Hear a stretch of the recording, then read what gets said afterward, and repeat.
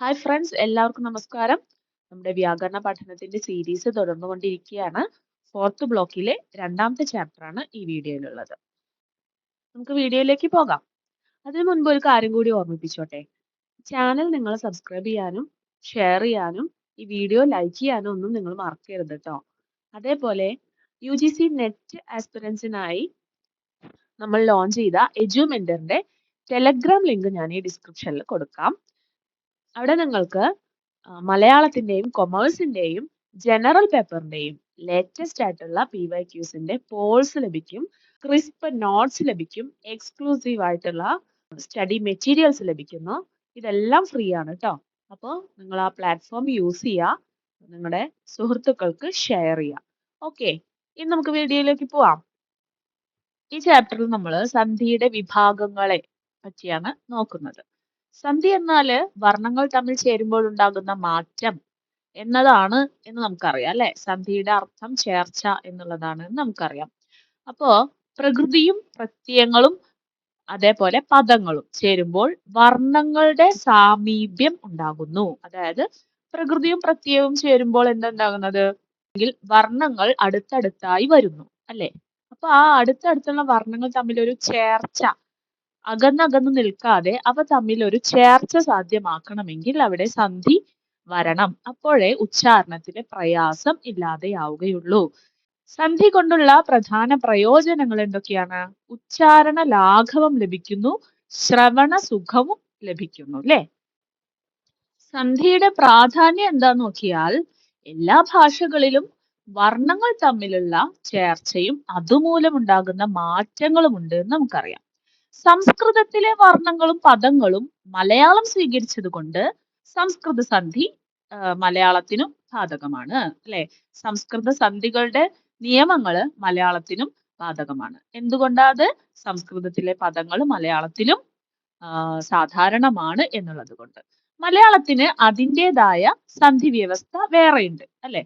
ഭാഷാ സ്വരൂപത്തിലും ഭാഷാ പ്രയോഗത്തിലും സന്ധിക്ക് സവിശേഷമായ ഒരു സ്ഥാനമുണ്ട് എന്ന് നിങ്ങൾക്കിപ്പോ മനസ്സിലായി അല്ലെ.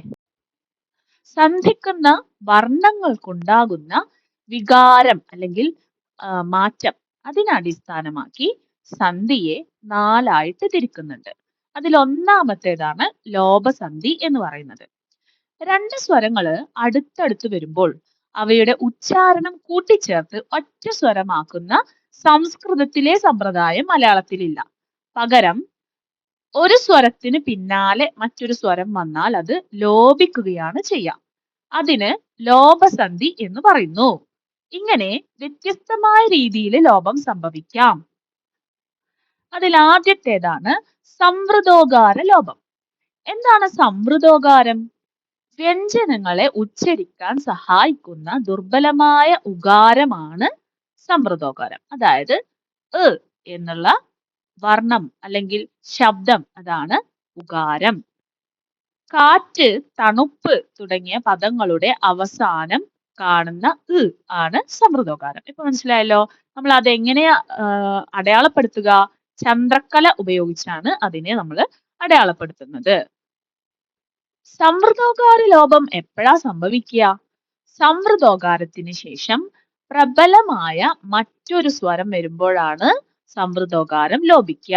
ദുർബലമായ സംവൃതോകാരം അപ്പോ അതിന് വഴിമാറി കൊടുക്കും.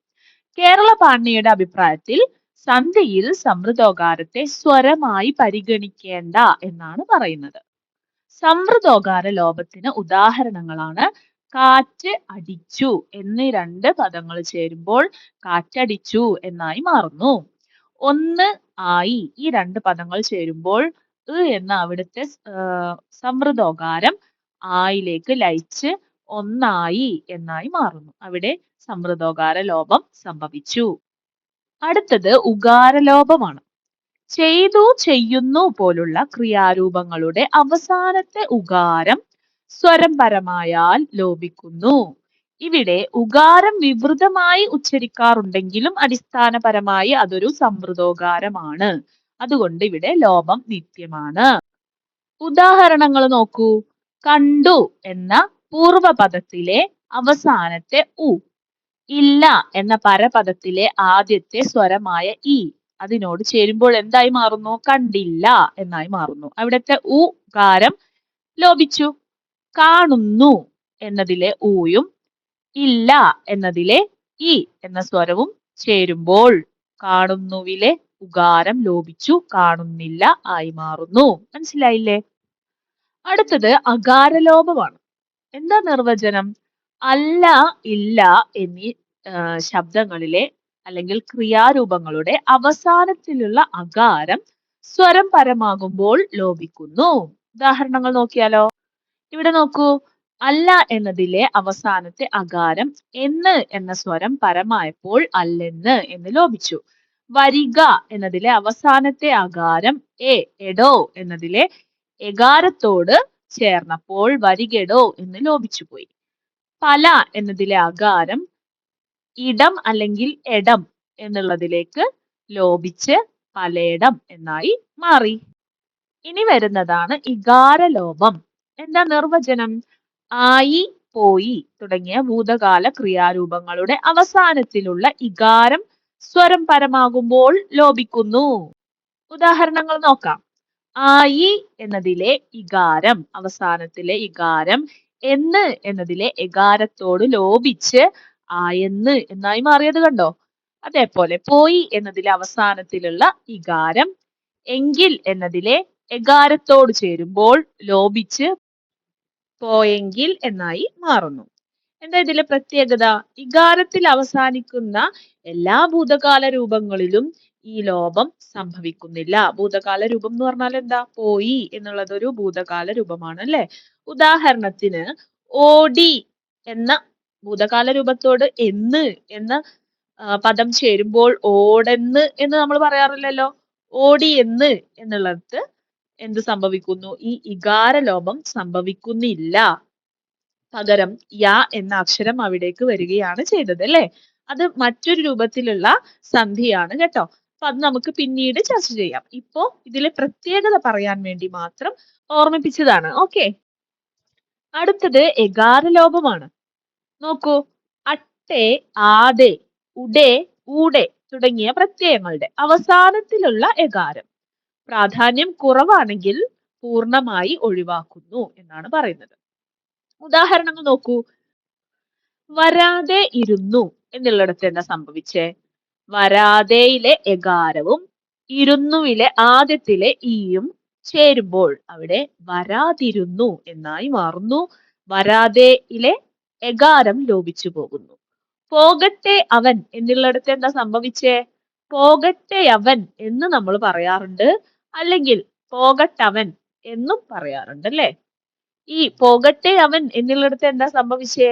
യ എന്ന അക്ഷരം ആദേശമായി വരികയാണ് ഉണ്ടായത്. അവിടെ ലോപം സംഭവിച്ചോ? ഇല്ല. എകാരം ലോപം സംഭവിച്ചിട്ടില്ല. മറിച്ച് പോകട്ടവൻ എന്ന് പറയുമ്പോൾ എകാര ലോപം സംഭവിക്കുന്നുണ്ട് അല്ലേ? ഓക്കെ. അങ്ങനെ നമ്മുടെ ലോപസന്ധി അവസാനിച്ചു. സമൃദ്ധോകാരം, എകാരം, ഇകാരം, ഉകാരം ഇതെല്ലാം ലോപിക്കുമ്പോൾ ഉണ്ടാകുന്ന സന്ദർഭങ്ങൾ നമ്മൾ ചർച്ച ചെയ്തു. ഇനി നമ്മൾ ആഗമസന്ധിയിലേക്ക് വരികയാണ്. നിർവചനം നോക്കൂ. രണ്ട് വർണ്ണങ്ങൾ തമ്മിൽ ചേരുമ്പോൾ പുതിയൊരു വർണ്ണം ആഗമിക്കുന്നു, ആഗമനം സംഭവിക്കുന്നു. അതാണ് ആഗമസന്ധി. എന്താണ് ആഗമസന്ധിയുടെ ആവശ്യം? രണ്ട് സ്വരങ്ങൾ അടുത്തടുത്ത് ഉച്ചരിക്കുമ്പോൾ ഉണ്ടാകുന്ന പ്രയാസം ഒഴിവാക്കാൻ ചേർക്കുന്ന മധ്യമങ്ങൾ. ഏതൊക്കെ മധ്യമ സ്വരങ്ങൾ ചേർത്താണ് നമ്മൾ ആ ആഗമസന്ധി നടത്തുന്നത് എന്ന് നോക്കാം. യകാരമോ വകാരമോ ചേർത്താണ് രണ്ട് സ്വരങ്ങൾ തമ്മിൽ അടുത്തടുത്ത് ഉച്ചരിക്കുമ്പോഴുണ്ടാകുന്ന പ്രയാസം ലഘൂകരിക്കുന്നത്. ആഗമസന്ധിയുടെ നിയമങ്ങൾ നോക്കൂ. പൂർവസ്വരം താലവ്യമാണെങ്കിൽ, അതായത് ആ, ഇ, എ, ഐ തുടങ്ങിയിട്ടുള്ള താലവ്യ സ്വരങ്ങളാണ് പൂർവപദത്തിലെ അവസാനത്തെ സ്വരമെങ്കിൽ യകാരം ചേർക്കണം.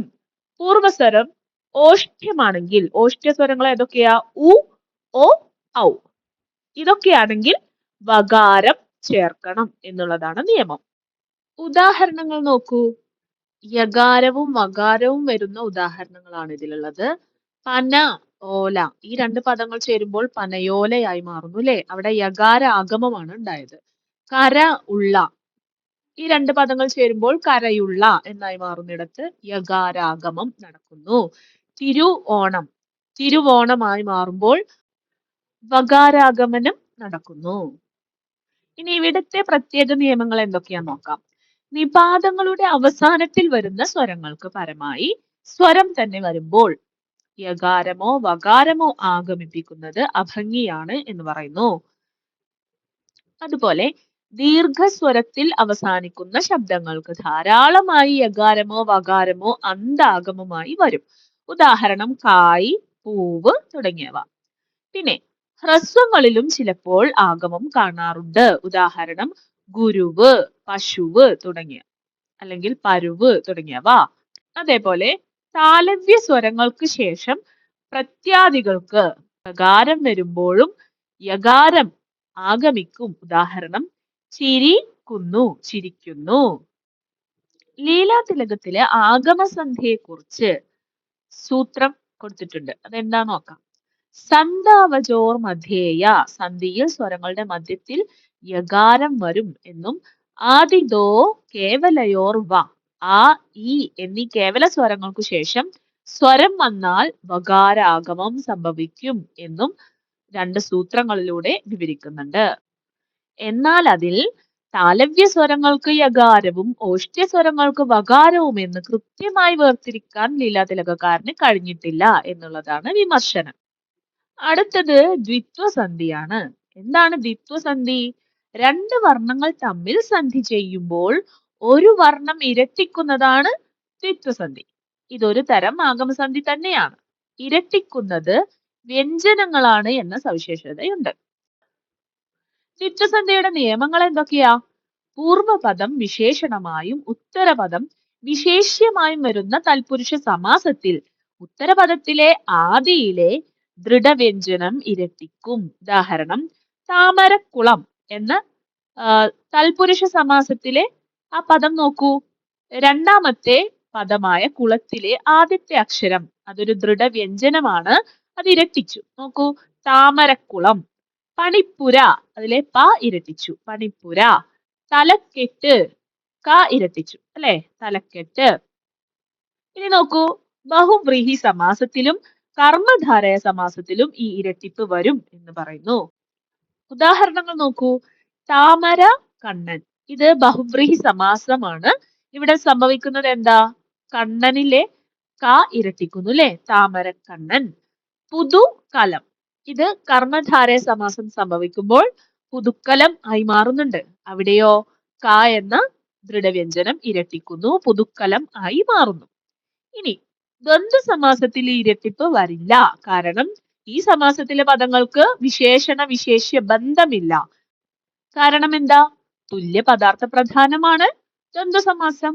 ഉദാഹരണം ആന പ്ലസ് കുതിരകൾ, ഇതാണ് ദ്വന്ദ്വ സമാസം. ഇവിടെ സംഭവിക്കുന്നത് എന്താ? ഇരട്ടിപ്പുണ്ടോ? ഇല്ല. ആന കുതിരകൾ എന്ന് പറയുന്നിടത്ത് കായ്ക്ക് ഇരട്ടിപ്പ് വരുന്നില്ല. ഇവിടെയാണ് ആ നിയമം പ്രവർത്തിക്കുന്നത്. വിശേഷണ വിശേഷ്യങ്ങൾ പൂർവോത്തര പദങ്ങളായി സമാസിക്കുമ്പോൾ ഉത്തരപദത്തിന്റെ ആദ്യത്തെ വർണ്ണം ദൃഢമാണെങ്കിൽ അത് ഇരട്ടിക്കുന്നു. ഉത്തരപദം എന്ന് പറഞ്ഞാൽ രണ്ടാമത്തെ പദം. ഈ നിയമത്തിന് അപവാദമായി നിൽക്കുന്ന കുറച്ച് കാര്യങ്ങളുണ്ട്. അലുപ്ത സമാസത്തിലും ധാതുപൂർവ സമാസത്തിലും ഈ പൊതു നിയമം പ്രവർത്തിക്കില്ല. അതായത് അണ്ടർ കോൺ എന്നീ രണ്ട് പദങ്ങൾ ചേരുമ്പോൾ അണ്ടർ കോൺ, ഇത് അലുപ്ത സമാസമാണ്. ഇവിടെയോ ഇരട്ടിപ്പ് നടക്കുന്നുണ്ടോ? ഇല്ല. എരിതി, ഇവിടെ ഇരട്ടിക്കുന്നുണ്ടോ? ഇല്ല. ഇതും ധാതുപൂർവ സമാസമാണ്, ഇവിടെ ഇരട്ടിക്കുന്നില്ല. എരിതി എന്ന് തന്നെ നിൽക്കുന്നു. സമാസമില്ലാത്ത ചിലയിടങ്ങളിലും ദ്വിത്വം വരാം. എവിടെയൊക്കെയാ അത്? മുൻവിനയച്ചം, തൻവിനയച്ചം, പാക്ഷിക വിനയച്ചം, ആധാരിക ആഭാസം, ആൽ, ഇൽ, കൽ, എ എന്നീ വിഭക്തികൾ എന്നിവയുടെ പിന്നാലെ വരുന്ന ദൃഢങ്ങൾ എന്ത് ചെയ്യുന്നുണ്ട്? ഇരട്ടിക്കുന്നുണ്ട്. അതിന് ഉദാഹരണങ്ങൾ നോക്കിയാലോ? മുൻവിനയച്ചത്തിന് ഉദാഹരണം എന്താ? ചാടി പുറപ്പെട്ടു, ചാടിയാണ് പുറപ്പെട്ടത്. ഇവിടെ ചേരുമ്പോൾ എന്ത് സംഭവിക്കുന്നു? ചാടി പുറപ്പെട്ടു, അവിടെ ദ്വിത്വം സംഭവിക്കുന്നു. തൻവിനയച്ചത്തിലോ? ഇരിക്കെ കണ്ടു, ഇരിക്കെ കണ്ടു എന്നുള്ളിടത്ത് ചേരുമ്പോൾ സന്ധി സംഭവിക്കുമ്പോൾ ഇരിക്കെ കണ്ടു ദ്വിത്വം വരുന്നു. കാണുകിൽ ചൊല്ലാം, ഇത് രണ്ടും ചേരുമ്പോൾ എന്തുണ്ടാകുന്നു? കാണുകിൽ ചൊല്ലാം, പൂർവപദം ഏതാ? കാണുകിൽ. പരപദം ഏതാ? ചൊല്ലാം. ഇത് രണ്ടും ചേരുമ്പോൾ കാണുകിൽ ചൊല്ലാം. ഇവിടെ ദ്വിത്വം സംഭവിക്കുന്നു. ആധാരികാഭാസം ഏതാ? ജലത്തിലെ പോളകൾ. ഇത് ചേരുമ്പോൾ ജലത്തിലെ പോളകളായി മാറുന്നു. ആൽ എന്ന വിഭക്തി മനസ്സാൽ കൊടുത്തു. ഇത് ഈ രണ്ട് പദങ്ങൾ ചേരുമ്പോൾ മനസ്സാൽ കൊടുത്തു എന്ന് വരുന്നു. ആ കാ എന്ത് ചെയ്യുന്നു? ഇരട്ടിക്കുന്നു. ഇൽ വിഭക്തി വരുമ്പോഴോ? അതിൽ തന്നെ. ഇവിടെയും എന്ത് സംഭവിക്കുന്നു? ത എന്ന അക്ഷരം ഇരട്ടിക്കുന്നു, ദ്വിത്വം സംഭവിക്കുന്നു. അതിൽ തന്നെ എന്നായി മാറുന്നു. തലക്കൽ പിടിച്ചു. ഇവിടെയോ? തലക്കൽ പിടിച്ചു. പായ്ക്ക് ദ്വിത്വം സംഭവിക്കുന്നുണ്ട്. നിന്നെ കണ്ടു. ഇവിടെയും ദ്വിത്വം സംഭവിക്കുന്നു. നിന്നെ കണ്ടു. ഇവിടെ വിഭക്തി എ ആണ് ട്ടോ. ഇനി നോക്കൂ, സമാസമല്ലാത്ത പദങ്ങളിലും ദൃഢവർണ്ണമുള്ളതോ ഇല്ലാത്തതോ ആയ പദങ്ങളിലും ഒരു പദത്തിന്റെ മധ്യത്തിൽ വരുന്ന കൂട്ടക്ഷരം ഇരട്ടിക്കാറുണ്ട്. ഉദാഹരണം, ഭസ്മം എന്ന് പറയുമ്പോ അവിടെ സ ഇരട്ടിക്കുന്നു. ലക്ഷ്മി, അവിടെയോ? രണ്ടും കൂടി ചേർന്ന് കീവും ഷുവും ചേർന്ന് എഴുതുമ്പോ അവിടെ ഒരു ഇരട്ടിപ്പ് വരുന്നു. ലക്ഷ്മി. എഴുതുമ്പോൾ ഈ കൂട്ടക്ഷരത്തിലെ ഇരട്ടിപ്പ് ആവശ്യമില്ല. പദമധ്യത്തിൽ അല്ലെങ്കിൽ കൂട്ടക്ഷരത്തിന് ഈ ഇരട്ടിപ്പ് വരുന്നില്ല. പറഞ്ഞ പ്രകാരം എന്നുള്ളിടത്തോ പറഞ്ഞ പ്രകാരം എന്ന് വരുവോ? ഇല്ല. പറഞ്ഞ പ്രകാരം എന്നേ വരുള്ളൂ. ഇനി ദ്വിത്വസന്ധി ചുട്ടെഴുത്തിൽ എങ്ങനെയാന്ന് നോക്കാം. ചുട്ടെഴുത്ത് എന്ന് പറഞ്ഞാൽ എന്താ? ആ, ഇ, എ ചൂണ്ടിക്കാണിക്കാൻ ഉപയോഗിക്കുന്ന ഇവയാണ് ചുട്ടെഴുത്തുകൾ. ചുട്ടെഴുത്തിന് ശേഷം വരുന്ന ദൃഢവും ശിഥിലവുമായ വ്യഞ്ജനങ്ങൾ ഇരട്ടിക്കും. ഉദാഹരണം, ആ നരകം എന്നുള്ളത് അന്നരകം ആയി മാറുന്നു. അവിടെ എന്താണ്? പരപദത്തിലെ ന ഇരട്ടിക്കുന്നു. പരമായി വരുന്ന വ്യഞ്ജനം ശിഥിലമാണെങ്കിൽ അത് ഇരട്ടിക്കുകയോ ചുട്ടെഴുത്ത് ദീർഘമാവുകയോ ചെയ്യാം. ഇനി അനുനാസികത്തിന്റെ കാര്യത്തിൽ എങ്ങനെയാ നോക്കാം. ഒറ്റ മാത്രയോട് കൂടിയ പ്രകൃതികളുടെ അവസാനത്തിൽ വരുന്ന അനുനാസികങ്ങൾ സ്വരം പരമാകുമ്പോൾ ഇരട്ടിക്കും. ഉദാഹരണം നോക്കൂ, തങ് എന്ന ധാതുവിനോട് ഇ എന്ന സ്വരം ചേരുമ്പോൾ തങ്ങി എന്നായി മാറുന്നു.